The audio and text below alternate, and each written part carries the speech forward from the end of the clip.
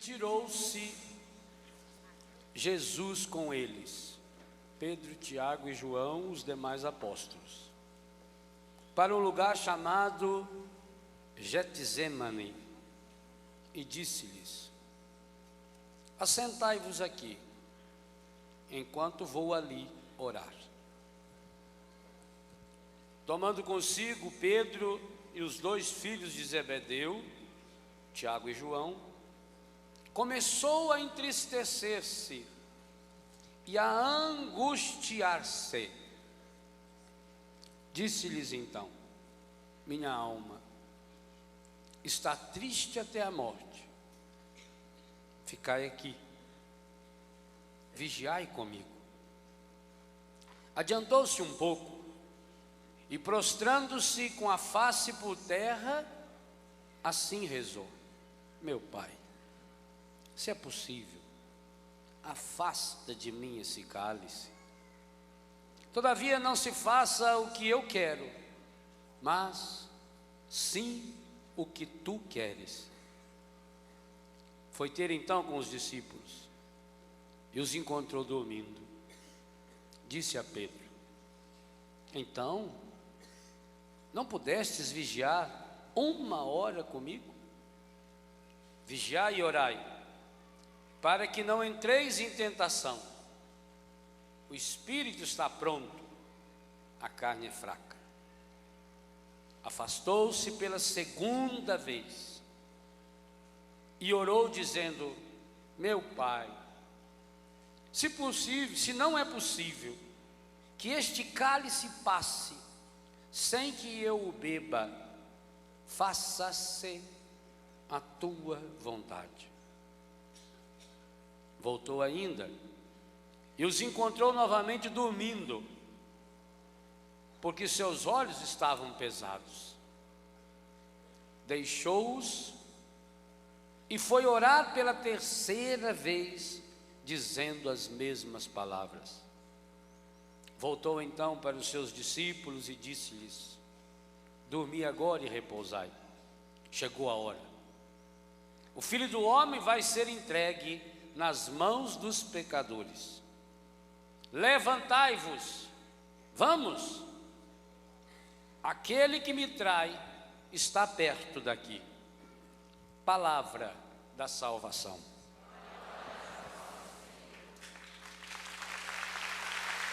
Beleza, aplaudindo a palavra.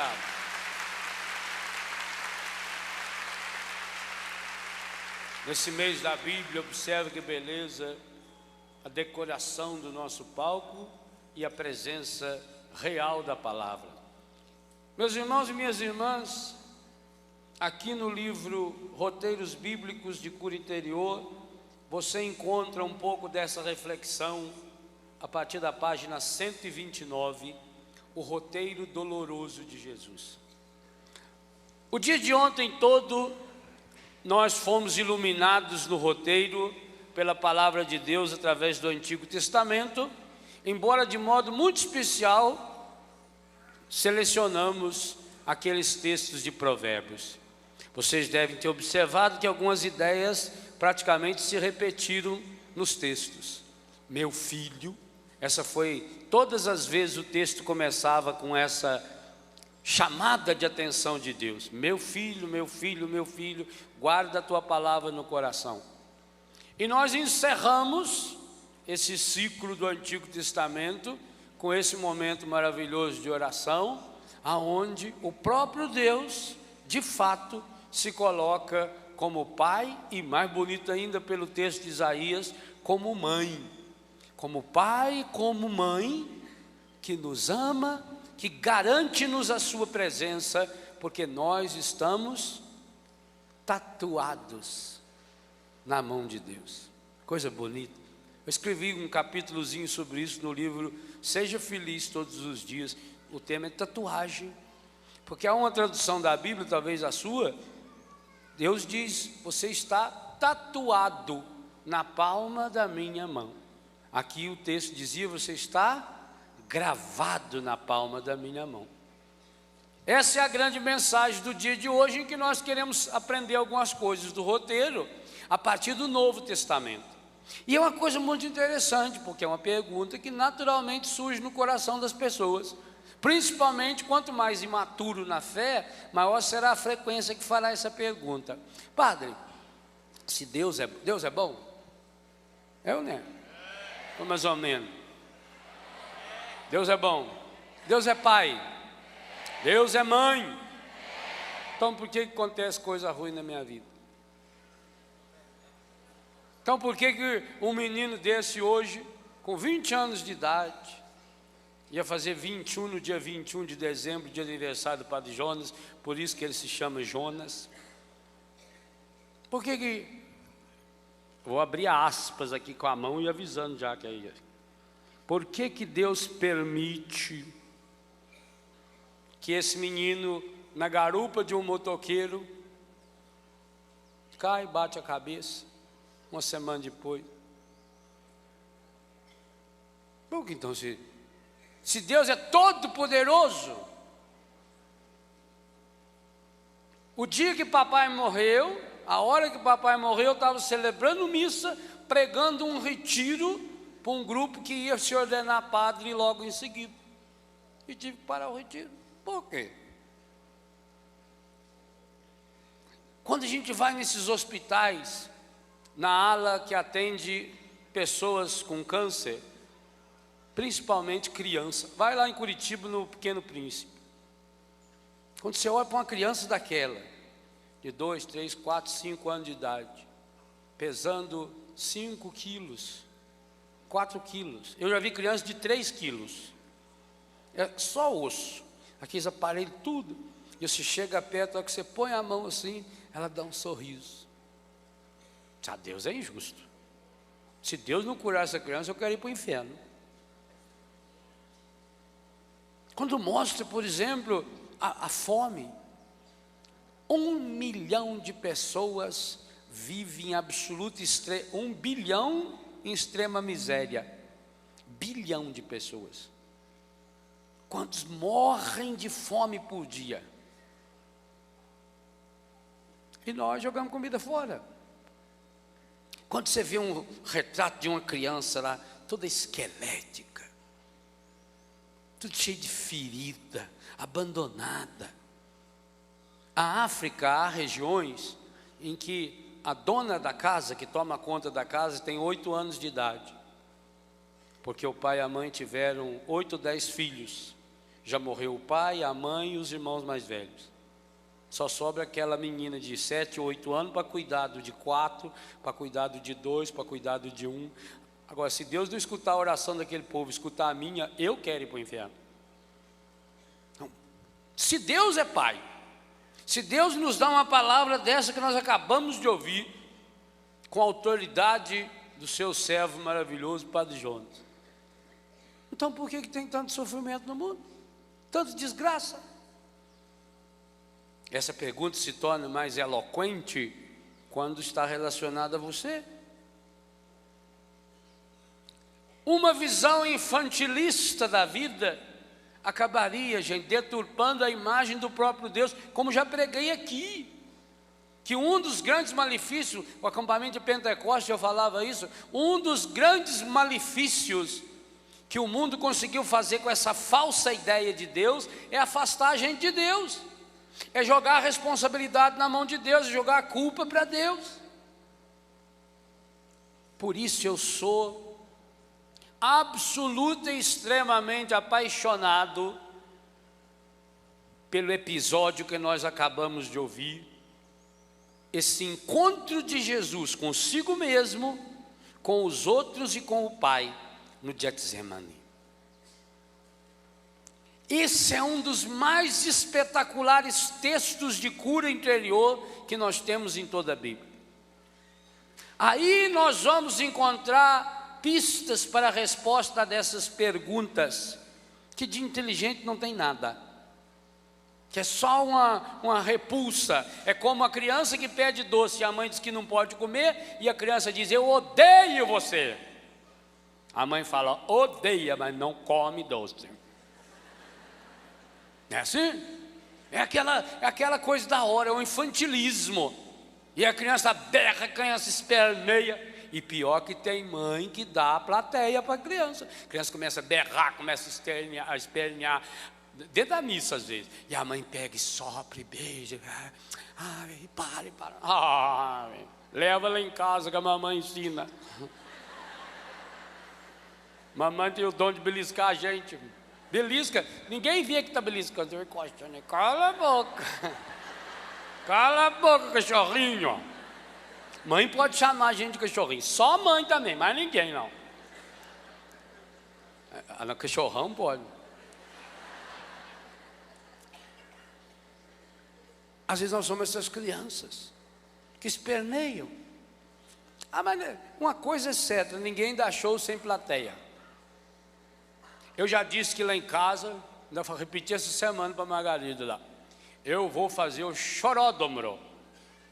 Nós estamos construindo lá um centro de educação para criança, eu quero fazer futuramente o choródromo. O que é o choródromo? Choródromo vai ser uma salinha bonitinha, sem porta interna, não sei para entrar, sem janela, sem tomada, sem nenhum prego, sem perigos do teto, para que a criança, a hora que começa a chorar, a gente abre, põe ela lá dentro, fecha, daqui 1 hora a gente volta. Quer chorar? Não está com fome, não está com sede, não está doente, quer chorar, quem você já quer? Vai chorar no ouvido seu. Eu duvido, 50.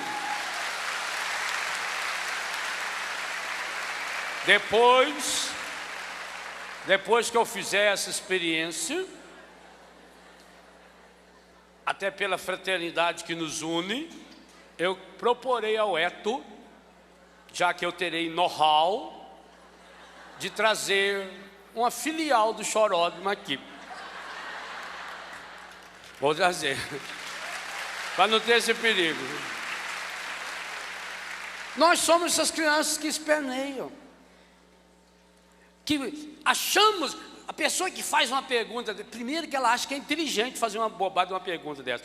Se Deus é tão bom, olha, começou com um anúncio real, verdadeiro. Isso é um sofisma absoluto, filosófico. Se Deus é tão bom, de quem é bom não pode vir o mal. Se o mal veio de Deus, logo, Deus não é tão bom.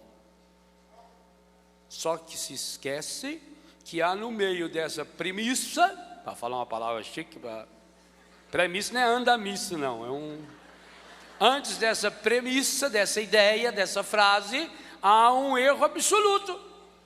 Qual é o erro? Não é ele que permitiu isso não.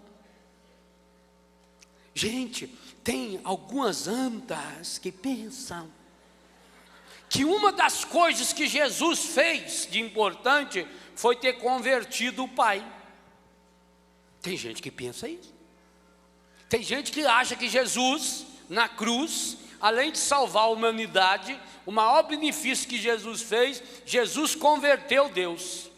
Jesus converteu o Pai. Tem gente que pensa também que Nossa Senhora é especialista em converter o Pai, porque pinta o rosto do Pai com as tintas, mas tão medonhas, que o Pai é um Senhor todo-poderoso, sentado lá num trono, que fica agora só no laptop, determinando as desgraças que vão para quem. E o sujeito cabeça dura, cara ruim mesmo, adiantou nada, os profetas tudo rezar, o povo rezar, não, ele, eu quero mais, eu quero sangue, não me venha com um sacrifíciozinho de touro, de cordeiro, não, eu quero um sacrifício para valer. Aí ele planejou. Deus, pensa bem, nem a máfia não pensa, nem o Severino seria capaz de um plano tão medonho feito isso. Nem o Severino. Chicrinha. Zé Dirceu, então, nossa, isso é um aprendiz, não igual ao aprendiz do PT. Aí Deus arquitetou: vou fazer o seguinte, vou achar uma dona que seja muito santa, muito pura. Vou convidá-la a ser mãe de um filho meu. Vou proteger ele desde pequenininho, não vou deixar o Herodes matar. Que aí quando ele ficar grande, eu mando matar ele na frente de todo mundo. Você pensou, gente? Eu queria fazer uma revelação teológica hoje aos senhores e senhores. Deus não é jacaré. Jacaré você deve ter visto já no Discovery Channel, ou tem também o Planet Animal, que o jacaré é um bicho terrível de brabo. Quando a jacaroa botar ovo, estiver chocando o ovo dele lá no meio da areia, e quando acaba de nascer os jacarezinhos, não chegue perto de uma jacaroa e nem do jacaré, porque o jacaré fica vigiando com a jacaroa. Isso é igual a ganso. Ganso, aliás, a gansa que devia se chamar de galinha, porque a gansa, quando está grávida, aparece 3, 4 gansos, pai do futuro ovo que está lá. Eles ficam tudo em volta ali, tudo defendendo. E chega, ela é nervosa e avança na gente. Ganso é bem galinhona nisso, é danado. A jacaroa e o jacaré, eles ficam ali e balança aquele rabão pra lá e vai, aquela boquinha. Deus do livre. Eles protegem o ovo, protegem o jacarezinho, até que o jacarezinho começa a andar. Quando o jacarezinho começa a andar, a primeira coisa que ele faz, foge do pai e da mãe, porque senão a mãe olha para ele e come. Deus não é jacaré. Vocês acham que Deus criou Jesus para depois matar ele na cruz e falar: agora mimizou, agora eu estou tranquilo? Que é isso? Não pensem vocês que Deus Pai se converteu com a cruz de Jesus. Não, agora melhorou muito. No Antigo Testamento, Virgem Maria, aquilo soltava fogo para os olhos, eu nunca vi igual. Ou o homem brabo no Antigo Testamento, adorava guerra, falou que ia para uma guerra e estava lá. O homem que endureceu o coração do faraó só para judiar mais do faraó. Que é isso? Pode juntar as 10 pragas? No começo do livro tem aí os 2 roteiros mosaicos. Eu endureci o coração do faraó. Mas então é Deus que vai lá e endurece o coração do homem. Por que não amoleceu logo no início? Olha o fatalismo que leva a pessoa a não usar a inteligência. Isso é um absurdo. Então, o Deus do Antigo Testamento é terrível. O Deus do Antigo Testamento manda desgraça. O Deus do Antigo Testamento é um ranicultor que depois resolveu soltar as rãs tudo em cima lá do Egito. O Deus do Antigo Testamento é o Deus da desgraça, é o Deus do vento, é o Deus do livro igual. Aí veio Jesus converteu o Pai. Que isso, gente? Mel Gibson mostrou isso de uma forma artística espetacular, quando na morte de Jesus aparece aquela gota de lágrima que cai do céu assim. Jesus não veio converter o Pai. Jesus veio converter a ideia que o mundo tinha do Pai. Jesus veio revelar o rosto do Pai. Jesus veio mostrar para nós que o Pai está sofrendo. O Deus dos cristãos não é um Deus impassivo, um Deus filosófico, um Deus motor imóvel que move tudo, não é movido por nada nem por ninguém. O Deus dos cristãos, o Deus de Jesus é um Deus que se comove. Aliás, ele só veio retomar isso que já estava lá no Antigo Testamento, especialmente no profeta Isaías, no profeta Oséias. Eu me comovo, o meu coração está apertado dentro do meu peito por causa de vocês. Então Deus é revelado em Jesus. Mas Jesus não veio somente revelar Deus. Aqui nesse texto do Getsemane, Mateus 26, 36, 46. Não tem jeito de errar, ó. Mateus 26, 36, 46. Fala 3 vezes. Mateus 26, 36, 46. Mateus 26, 36, 46. Mateus 26, 36, 46. Mateus 26, 36, pronto. Já decorou, já está gravado aqui. Agora, não seja burro de dizer, eu não guardo. Tal que você falar, eu não guardo, o inconsciente já falou, não guarda. Aí eu guardo, eu sou bom de memória, que é uma coisa. Por que para algumas coisas você lembra e outras coisas você não lembra mais? Lembra o que é. Como é que o seu marido sabe a escalação completa dos jogadores das reservas da Copa de 70 e não sabe o dia que você nasceu? Oh. Será possível que ele tenha uma inclinação para homem? Ele sabe. Fala, 1974, era uma quarta-feira, 13h15 da tarde, quando o fulano fez aquele gol, a Holanda não sei o que tem na Polônia. Lembra tudo. Falei, bem, que dia que é hoje? Eu não sei lá que dia que é hoje. Tem que pagar aí? Isso aí deixa como tema do próximo acampamento. E nós vamos falar com os casais, lançar um novo livro para a família, para casais. Esse é para casais. É um livro que está proibido aos jovens de ler. Vamos mandar pôr isso na capa. Jovem, não, aí fica curioso e compra e lê. Jovem é bicho burro, você tem que incentivar a inteligência dele. É. Olha aí que beleza. Viu, Camila? Fala, não pode ler. Falou que não pode. Só quer que seu filho lê a Bíblia, fala que eu vou deixar a Bíblia aqui, mas ele não põe a mão, não pode ler. Eu fico, mas por que não pode ler? É isso, no vídeo, dá uma olhadinha assim. Então, memória é questão de treino e de princípio, de desejo, de vontade, de prioridade. Jesus veio revelar a Deus, o Pai, que o Pai ama, que o Pai sofre. Quem, gente, sofreu mais do que o Pai? Agora, por exemplo, nesse episódio que aconteceu em New Orleans. Mas ninguém nesse planeta sofreu mais do que o Pai, Deus, quando viu os seus filhos deformados. Você pensou o sofrimento do Pai, do Filho e do Espírito Santo, de Nossa Senhora, quando viu aquelas águas invadindo aquele hospital com 30 e tantos velhinhos, e a pessoa que Deus mandou para salvá-los, a primeira coisa que fez foi dar no pé? Deus sofre. Jesus veio revelar Deus, mas veio também revelar o ser humano ao ser humano. Jesus revela quem nós somos, e a grande mensagem que nós encontramos no Getsemane, eu vou comentar mais sobre isso na segunda pregação da manhã, a vitória sobre o Getsemane.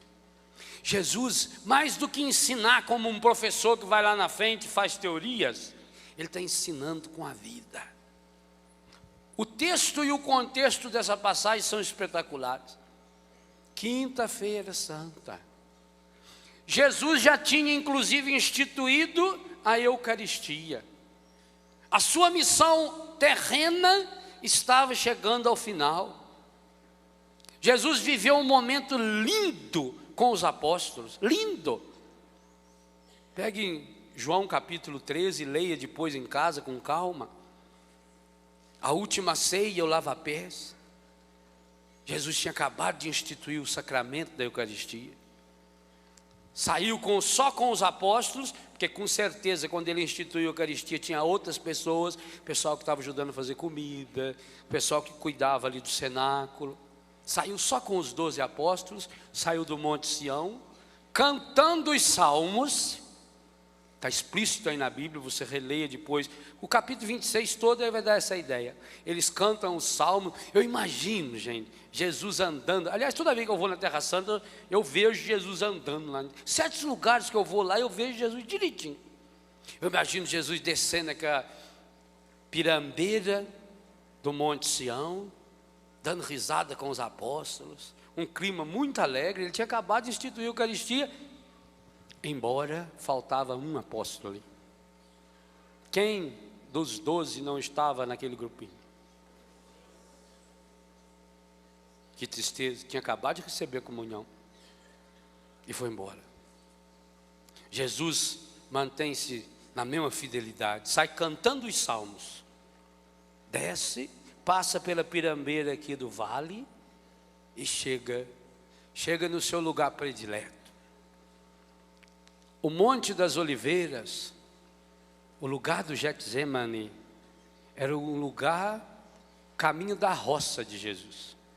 Todas as vezes que Jesus estava em Jerusalém, a Bíblia conta que Jesus dormia onde? Que lugar que Jesus dormia quando estava em Jerusalém? Dormia em Betânia. Qualquer hora da noite ele chegava em Betânia. Paulo César falou isso ontem ainda. É caminho. Jerusalém para Betânia, aqui. Isso aqui, essa flor é Jerusalém. Essa flor é Betânia. Embora Betânia é uma florzinha pequenininha. Aqui no meio, onde estão esses fios, fica o Monte das Oliveiras. Desce do morro. Jerusalém está no alto. Aqui vem o Monte das Oliveiras. Betânia está aqui, do ladinho do monte, nos contrafortes orientais do monte. Está aqui. Aí Jesus vem, esse é caminho da roça. E caminho que pouca gente usava. Primeiro, porque era cheio de mato. Segundo, porque era cemitério perto do lado. É uma zona abandonada, até hoje. Até hoje é cercada a maior parte por cemitérios, e grandes cemitérios. Então era um lugar de pouco acesso. Por isso que eles precisavam de alguém do grupo que contasse aonde estava. Aí Jesus vai para onde? Com o grupo? Para o lugar que ia sempre para rezar. Mas naquele dia, e é o dia que você também tem e eu tenho, há dias na nossa vida em que uma dor lanceante toma conta do coração da gente. Naquele dia, até porque Jesus, não porque ele tinha lido o horóscopo e sabia o que ia acontecer no dia seguinte, mas porque as evidências eram grandes demais. Não porque ele soubesse do planinho do Pai e estava na hora da conversão do Pai, não. Jesus foi até o fim, João 13:1, por fidelidade absoluta ao projeto amoroso do Pai, que é salvar os filhos. Essa é a causa do sofrimento, da dor e da crucifixão e morte de Jesus. Então, percebendo isso, ele deixa os apóstolos aqui no Getsemane, no meio das árvores, e se retira, onde tem uma pedra. Vocês assistiram isso pela televisão há poucos dias. Tivemos a alegria de concelebrar a Santa Missa lá presidida pelo Padre Jonas, em cima daquela pedra. Quando a gente vai à Terra Santa, e cada um de vocês aqui só não irá à Terra Santa se não quiser. Porque o ano que vem terão peregrinações promovidas pela Canção Nova com a obra de Maria, que só não irá à Terra Santa quem não quiser. E eu convido você a, de fato, fazer a experiência de Deus na terra de Jesus. Então você deve ter visto, a missa foi celebrada lá, Jesus se retirou, sentou naquela pedra, tem um desenho bonito assim na Basílica da Agonia de Jesus, sentado e ajoelhado assim, né? Um sentar, ajoelhar do judeu em oração, e aí ele começa essa oração. Agora interessante, Jesus que tinha uma intimidade tão grande com o Pai, quantas vezes o Evangelho conta que Jesus afastava-se sozinho para rezar? Meu querido diácono Nelsinho tem uma passagem que ele gosta muito, quando Jesus obriga os discípulos a entrar na barca. Obrigou. Os discípulos não queriam ir, Jesus forçou e mandou que eles fossem para o outro lado. E Jesus sobe para a montanha para rezar sozinho. Lucas 6,12, Jesus retirou-se para a montanha e passou ali a noite inteirinha em oração a Deus. Jesus era um homem que amava a solidão como lugar de oração. Jesus era um homem que tinha uma intimidade profunda, orante com Deus. Aprendeu com a mãe, o homem do silêncio. Mas aquele dia, aquela noite, ele precisou levar 3 amigos.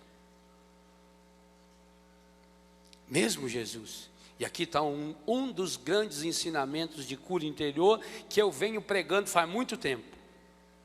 Quem não tem 2 ou 3 amigos, pessoas amigas, diante das quais possa mostrar o seu pior, esqueça, nunca será interiormente curado. Esse é o grande drama. Jesus está nos mostrando que mesmo Ele sendo Deus, Ele havia acabado de dizer: tomai e comei todos. Parece que Jesus não acredita na Eucaristia, então? Pois se Ele tinha acabado de dizer: tomai e comei, isto é meu corpo, tomai e beber, isto é meu sangue. Logo em seguida, o homem que demonstrou esse poder, mas qual é outro ser humano que poderia fazer uma bobagem dessa, de dizer que o seu corpo é comida espiritual, é corpo de Deus? E logo em seguida, ele mostra, primeiro, mostra o seu fracasso pessoal, a dor do seu coração. Eu gosto demais desse texto, porque ele evidencia para nós isso, que Jesus não estava lá fazendo um teatrinho. Quando eu falo no início do livro que roteiro é também o roteiro teatral, aonde o diretor, o editor, o produtor criou um texto e eu vou ter que executar, Jesus não está aqui executando um teatro. Tem gente que pensa isso, talvez por assistir todo ano na Semana Santa, a Paixão de Cristo, pensa também que foi um teatro, que o Espírito Santo foi dirigindo, o Pai era o produtor, e aí cada personagem ali está desempenhando um papel. Então Pilatos desempenhou só um papel, Herodes só um papel, os judeus só um papel, Judas só desempenhou um papel. Aliás, fizeram um favor a Jesus, porque se não fosse eles, Jesus não teria morrido e nos salvo. O que é isso? Isso é um disparate, isso é um absurdo. Que Deus é esse que escolhe pessoas, fala: você vai ser instrumento do mal no mundo, você também vai, o senhor também vai, a senhora também vai. Que é isso? Isso é um absurdo. O Getsemane está mostrando que o sofrimento humano, consequência do pecado humano, do pecado da humanidade, das limitações humanas, das contrariedades humanas, dos absurdos humanos, da irresponsabilidade humana, foi assumido por Deus. Gente, o Pai está intimamente ligado a Jesus. É claro que ele não via ali naquela hora. Por quê? Porque Jesus assumiu a humanidade para valer. Jesus não veio na terra fazer turismo, Jesus não veio fazer uma visita virtual. Jesus entrou na história, o verbo de Deus se fez carne, sarques, diz São João no capítulo 1, versículo 13 e 14, e habitou entre nós. Jesus assumiu a podridão da carne, Jesus assumiu em si as debilidades da carne. Tudo que é humano tinha em Jesus. Jesus ia ao banheiro, Jesus chorava, Jesus sorria, Jesus se alegrava. Jesus tinha amigos, poucos, e esse é um grande ensinamento da cor interior.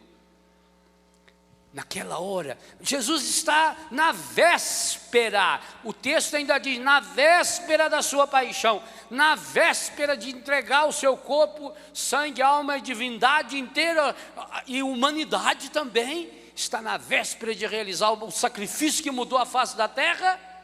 Mostra-se frágil. E você, meu irmão, minha irmã, diante de quem você chora as suas mágoas? Você as tem, eu as tenho, nós as temos. Diante de quem? De alguém é.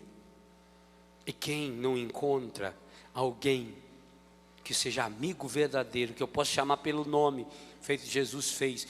Jesus tinha uma liberdade entre seus amigos. Aí o texto diz, ele saiu de lá com 11, mandou os 11 sentar. Entre os 11 escolheu Pedro, Tiago e João. Livre. Jesus não ficou pensando, será que o Mateus não vai ficar chateado? Será que o Felipe não vai ficar com raiva de mim? Oh, minha Nossa Senhora, ajudei eu aqui.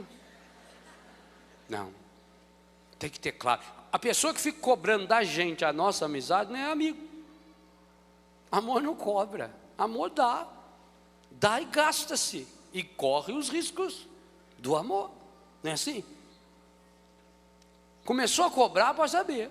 Ah, porque não vai lá em casa? Não vou na sua casa porque eu não quero ir na sua casa, não tem nada aqui na sua casa, não vou na sua casa, acabou. Pronto. Fala assim com sutil para a pessoa, muito delicadamente.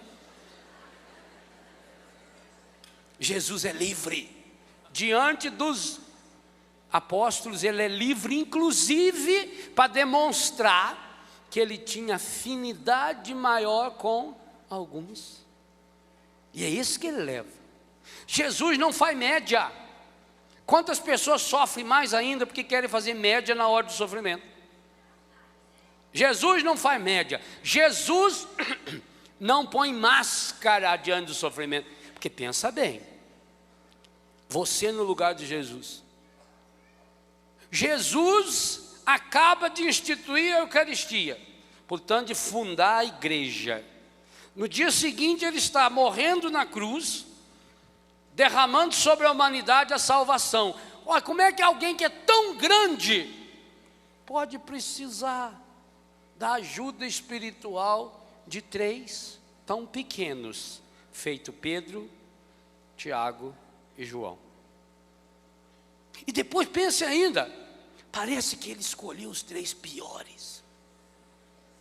Do ponto de vista do relacionamento, leia o capítulo 26 inteiro que você vai perceber o Pedro. O Pedro antes tinha falado: Senhor, eu morro com o Senhor, eu faço o que quiser para o Senhor conta comigo. O homem que disse para Jesus que ia morrer por ele. Olha aí, 26 começa no 36 ao 35. Respondeu-lhe Pedro: mesmo que seja necessário morrer contigo, jamais te negarei. Parece nome de novela mexicana. Jamais te negarei.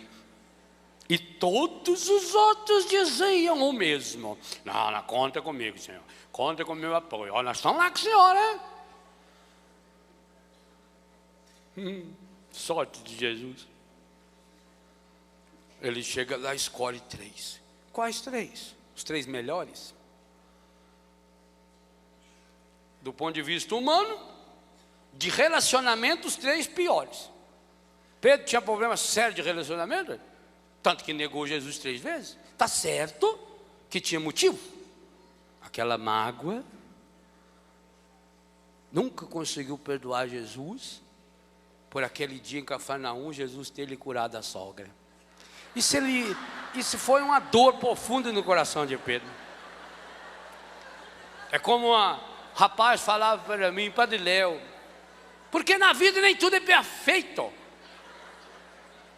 Eu encontrei, padre, a mulher dos meus sonhos e a sogra dos meus pesadelos. Que coisa! Humanamente falando, Pedro não tinha nem alguns valores. Ele era inconstante, estabanado, pulava pelado na água, levava roupa, pulava de roupa.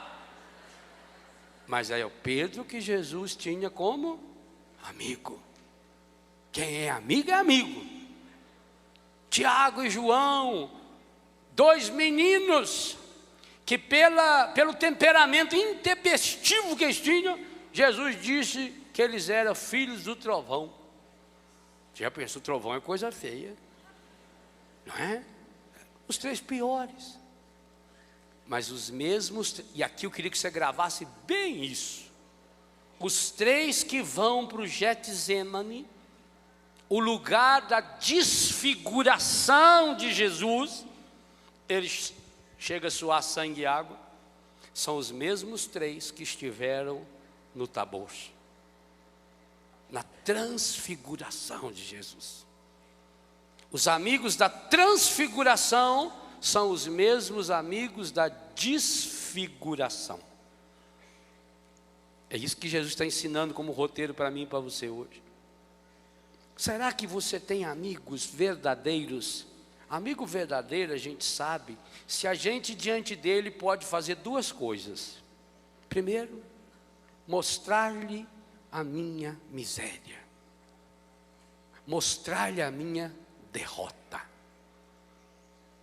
Mas mais importante ainda, o verdadeiro amigo é aquele diante de quem você pode mostrar a sua vitória. Claro, e é isso que Jesus está ensinando. Porque eu sei que quando eu partilhar com alguém, feito uma mãe, a mãe fica triste com o sucesso do filho, Imagina, coisinha mais bonitinha, uma mãe na formatura do seu filho, mesmo se for pequenininho. Que orgulho. 7 de setembro, eu gostava de ver 7 de setembro, que a criança marchava, ela treinava. E 2 momentos solenes, passar em frente do palanque, está o prefeito lá. O prefeito viu eu, fez assim para mim. O prefeito faz isso para todo mundo quando ele está lá. E a outra alegria da criança é a hora que ela erra na marcha. É quando vê a mãe, E a mãe está aqui.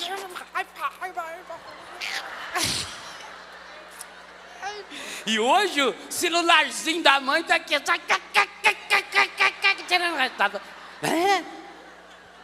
a criança. Coisa mais bonitinha. Mãe se alegra. Mãe vibra com a alegria da gente. Pai. A grande maioria dos seus amigos, você não pode contar para eles as suas vitórias. Porque eles vão ficar com inveja. E ficando com inveja, eles começam a minar. Gente, na história, acha um traidor da história que não tenha sido amigo. Todas as acusações que o PT está vivendo nesse momento, todas, sem nenhuma exceção, não vieram de nenhum adversário político. Aliás, o peso maior dessa sujeirama toda, que vocês sabem muito bem o que eu penso disso já faz tempo, muito antes de vir à tona, a grande força das denúncias é que quem está fazendo são gente de dentro. É o irmão não sei de quem, é o primo não sei de quem, é o irmão do outro que tem um sistema novo de carregar dólar, de São Paulo lá para o Ceará, né? Não é bem novo não, isso aí. Tem um filme antigamente também que o cara fazia isso. Saiu de uma prisão lá, né? É parente deles. Na história recente do Brasil, Lalau está preso até hoje. Foi o genro dele que denunciou ele.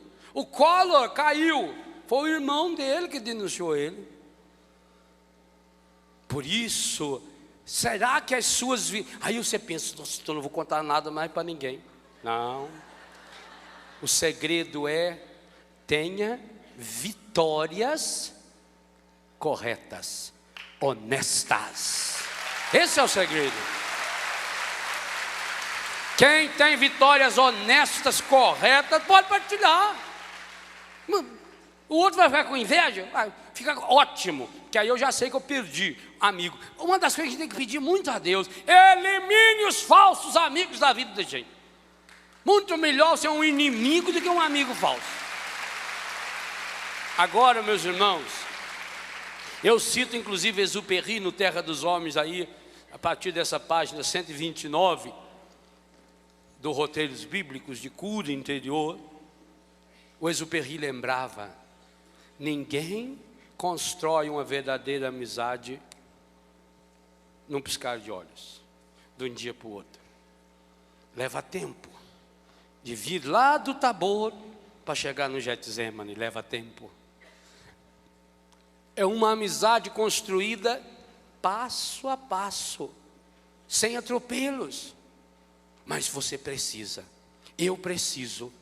Agora, para que isso aconteça, nós precisamos trabalhar contra um dos maiores inimigos da cura interior. E todos vocês que já fizeram encontro, curso, retiro comigo, ou leram meus livros de cura interior, sabem disso, que Deus tem me colocado essa ideia de modo forte no coração. Um dos, se não o maior inimigo de cura interior, hoje, foi o mesmo que foi o grande inimigo dos fariseus para se encontrar com Jesus: a hipocrisia, a máscara. As amizades construídas em cima de interesses. Eu já disse isso. As pessoas não gostam de mim e de você, não. As pessoas gostam da imagem que tem de nós. As pessoas gostam da gente enquanto a gente interessa para elas. como cliente, como parceiro, como... Mas gostar de mim, só se ela me conhecer. E vai me conhecer que jeito? Para conhecer tem que chegar perto. Mas que coisa espetacular, é preciso chegar perto, mas é preciso saber manter a distância. Jesus não está grudado com os discípulos, ele não nasceu grudado, e você também não nasceu grudado de ninguém. Com a senhora, sua mãe, que você estava grudadinho, lembra que ainda tem umbigo? Sinal que cortou. Você não nasceu grudado. O ser humano não nasceu com raiz, não. A única raiz que tem é dente e ainda perde. O ser humano é livre, você é único, você é completo. Então é preciso estar próximo o suficiente para dizer estou aqui, mas longe o suficiente para não sufocar o outro. Só uma pessoa desequilibrada quer estar o tempo todo junto com o outro. Mas de que jeito, velho? A vida é livre. Por que a pessoa ciumenta não ama? É insegura. Não, será que o meu marido está uma hora dessa? O que será que ele está fazendo? Com quem será que ele está? Eu vi ele conversando com a mulher. Eu vi conversando. Tem um marido, você tem que ficar triste, você começar a conversar com o homem. Eu vi ele conversando com um rapazinho lá. Rapaz. É livre. O que o fulano está fazendo longe de mim? Se você tiver certeza que você jamais estará longe de uma pessoa, essa é uma boa declaração de amor. Você nunca está longe de mim. Nunca pode estar lá no outro lado do mundo. Como é que eu posso chegar perto de alguém que mora dentro de mim? Não tem jeito. Então no livro eu digo, o Exupéry citando, as verdadeiras amizades levam tempo.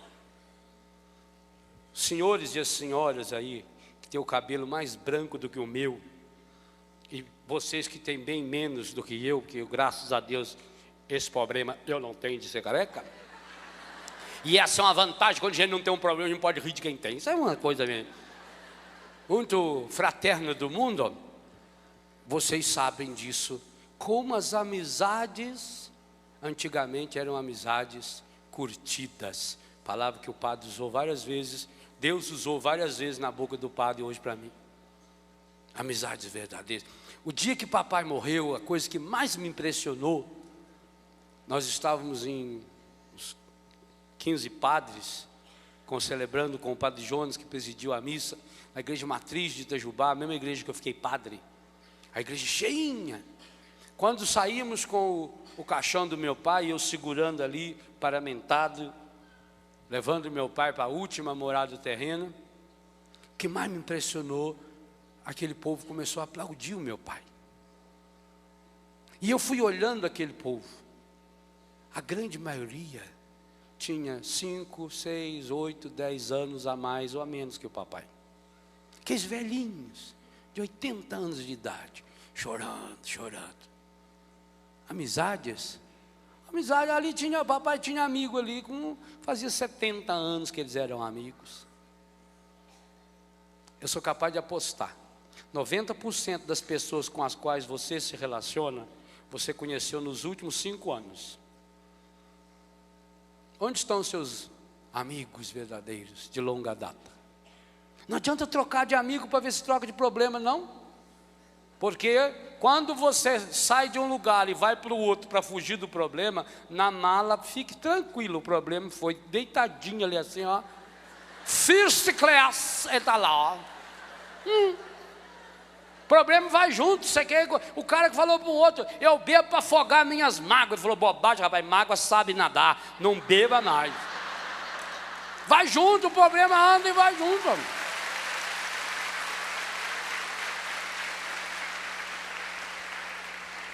United States. Vim de lá essa semana, então estou influenciado pela cultura norte-americana. Fiquei 3 dias pegando retiro lá, já estou com dificuldade de falar o português.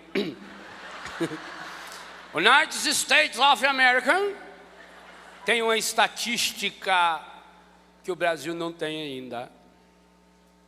Mas a estatística que pode fazer pensar. Inclusive você que estiver na segunda, na terceira ou na quarta união conjugal.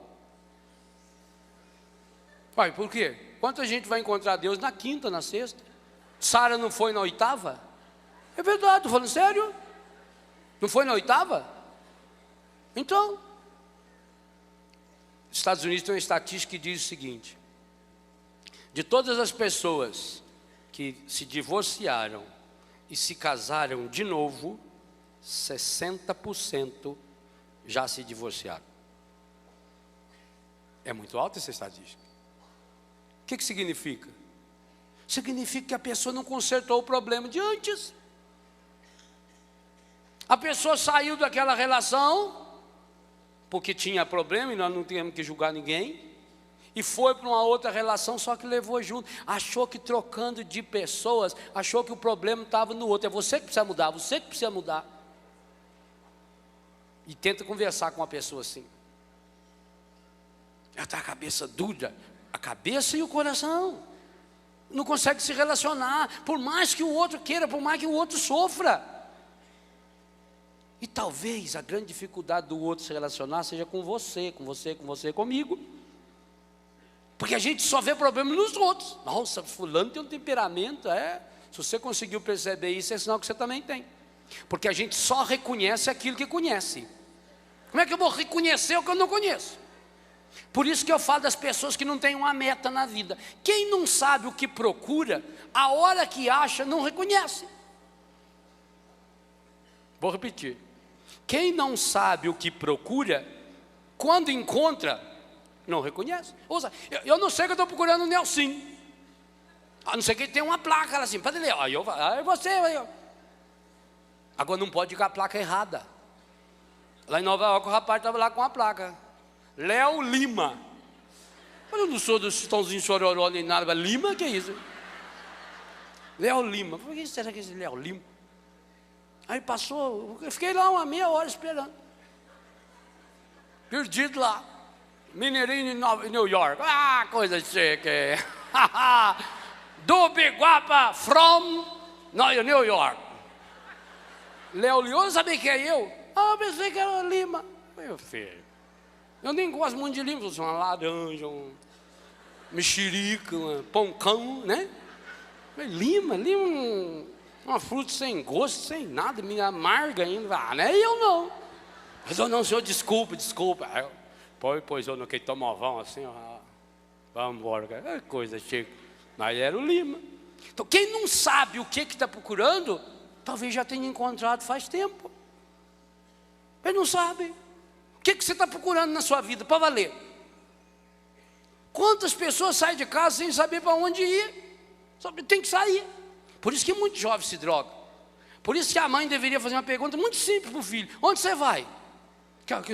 Uma pergunta em inglês, que os mineiros inventaram. Onde você vai? Onde você vai? Porque senão ele chega lá e fala japonês. Fala, onde Pronto, também é japonês.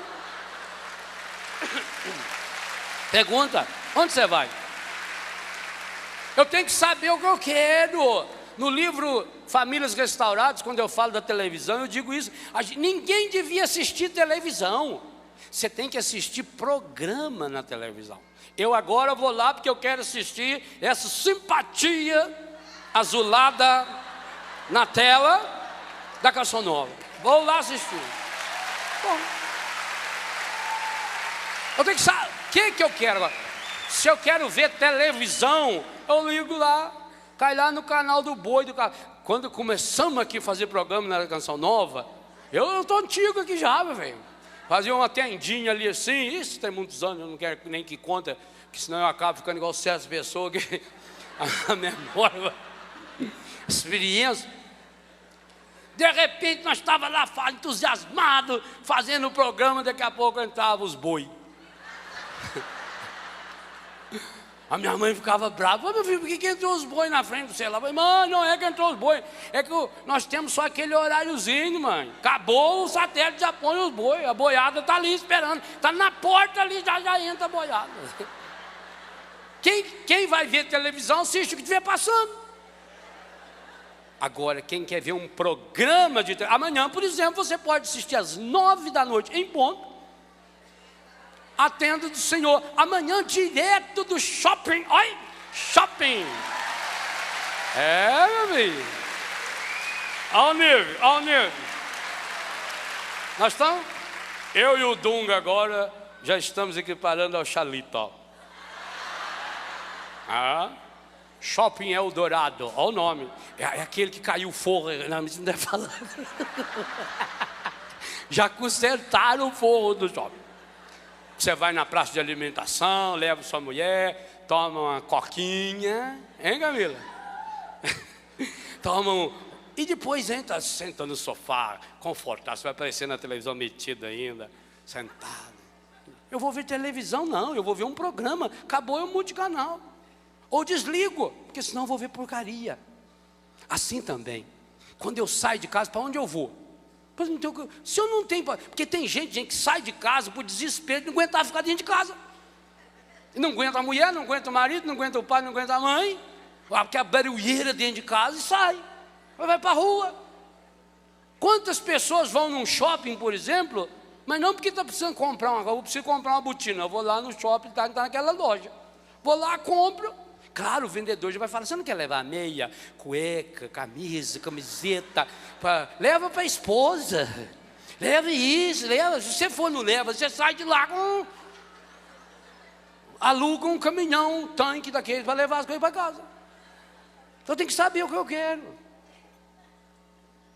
Assim nas nossas amizades. Eu sei em quem eu posso confiar? Ou eu preciso máscara? A gente já usa máscara demais, já cansa a gente. O que envelhece muito é isso. Não fala que a pessoa que põe muita maquiagem, se não tira de noite, aquilo faz um mal medonho para a pele, que enche de poro. Por isso que as mulheres chegam em casa, levam 1 hora só para tirar a maquiagem. Aqui começa a escorrer com a tanqueira, e limpa. Querosene, água rasa, e vai tirando, limpando assim, né? Para ficar em dia. Tem que dormir sem maquiagem. É para tirar o excesso, senão polui aqui tudo assim depois. Fica aquelas rugueiras, e aí não adianta esticar depois tudo não, meu filho. Porque 1 hora para algum lugar essas rugas vão aparecer, isso é bobagem. Veja a beleza da sua ruga. Quando você tiver uma ruguinha, você fala, meu Deus, eu levei tanto tempo para fazer, isso aqui é coisa bacana, ó que beleza. Bonito isso, né? Tem que ter uma beleza própria da sua idade. Você não tem que tirar essa maquiagem? Tem. Assim também, a gente precisa de pessoas diante das quais a gente tira a maquiagem. Gente, e quando uma pessoa lhe mostrar a sua intimidade, seja física, seja psíquica, seja afetiva, seja espiritual, esse é o maior tesouro. Isso é uma graça que precisa ser tratada de fato como uma pedra preciosa, uma pérola, mais do que uma pérola. Diante de quem você pode mostrar? Mostrar aquilo que a grande maioria das pessoas nunca vão saber de você. Ótimo, não tem que saber mesmo. E também por isso, quando alguém lhe revelar algo, guarda para você. Seja exclusivo. Alguém lhe contou um segredo, morre. Alguém lhe mostrou o seu corpo, a sua alma, muito mais difícil que mostrar o corpo, guarda, isso é seu. Conta para ninguém não. Não leia a revista de fofoca da vida alheia. Não leia páginas do jornal que fala da fofoca da vida alheia. Não leia isso não. Pula. Mesmo quando você que assina essas revistas, Veja, Isto É, Época, as revistas semanais, aquelas páginas lá que ficam mostrando fofoquinha, pula. Não leia, para quê? Olha assim o retrato e pula, para quê? Porque senão você fica treinando. Querer saber tudo da vida dos outros. E quem quer saber muito da vida dos outros, está tentando esconder a sua. E não adianta, a da gente aparece. Não comenta isso não. Tira a máscara. Quem não aprende a tirar a máscara? Primeiro diante de si mesmo. Gente, Jesus não tinha máscara diante de si mesmo. E não se protegeu, disse, não, eu não posso, Eu vou ter que disfarçar um pouco. E depois, como os apóstolos já sabem que é meu costume de ir rezar lá em cima do morro, eu vou disfarçar. Vou mandar eles ir e eu vou rezar lá. Eu não vou mostrar a minha fraqueza. Imagina, eu sou o salvador do mundo, mas amanhã eu tenho a tarefa mais importante da minha vida. Eu não vou mostrar a minha fraqueza. Vocês lembram quando o Tancredo Neves foi eleito presidente? Ele não tomou posse. Ele ficou escondendo a doença até aonde deu, na véspera da posse. E depois ainda tentaram, tiveram aquela foto, põe ele rindo assim, a dona Risoleta. É claro, ao lado da dona Risoleta tem que rir, né? A Risoleta, a roleta do riso. Ficar sentado. Os médicos ali, e atrás tudo o pessoal segurando ele com os cambitos, assim, que não parecia na foto, né? Que o homem não aguentava. Coitado. Adiantou? Morreu. E nós aguentamos Sarney. Brasileiro. Vamos baixar o preço do papel higiênico. Tipo lixinha. Vai ser agora Cezé Cefrão, R$4. Você é meu representante. Adiantou? Adiantou esse povo aí pôr máscara o tanto que pôs? Contratar publicitário espetacular para pôr máscara, para esconder. Adiantou? Adiantou o coitado do doutor Salim esconder aquela pequena fortuna de 165 milhões de dólares lá no... Adiantou, está aí. E aí tem um detalhe ainda, tudo que eles esconder aqui, que eu esconder, você esconder, vai aparecer no fogo dos quintos do inferno. Isso que é o duro. Não adianta. Jesus não. Jesus primeiro se despiu diante de si mesmo. Por isso ele pôde estar despido na cruz. Depois teve a coragem de se despir diante de três. Os três que ele revelou a sua glória na transfiguração. E colocou-se diante deles. E aí está um esquema lindo de cura interior. Colocou-se diante dele como alguém que precisa, rezem comigo. Jesus pediu oração para Pedro, Tiago e João. Pense que humildade, que coisa estupenda, que coisa espetacular. Rezem para... Pô, vocês não puderam rezar comigo? 3 vezes. Daí veio a tradição da Via Sacra, que Jesus cai 3 vezes. Uma pelo Pai, uma pelo Filho, uma por Ele.